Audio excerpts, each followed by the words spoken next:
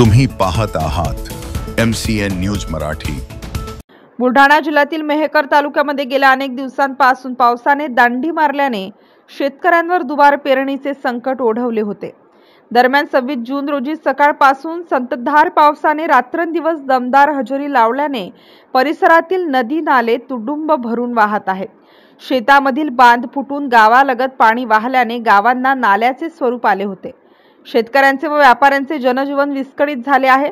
शेतकऱ्यावर दुबार पेरणीचे संकट आले असून वृक्ष कटई झाल्याने कागदावरच झाडे वाढू लागल्याने नैसर्गिक संतुलन बिघडून पावसाने रौद्र रूप धारण करून सर्वत्र हाहाकार निर्माण झाला आहे।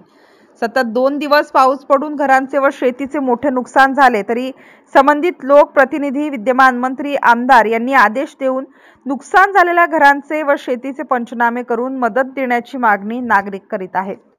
MCN न्यूज मराठीसाठी प्रमोद मिश्रा, मेहकर।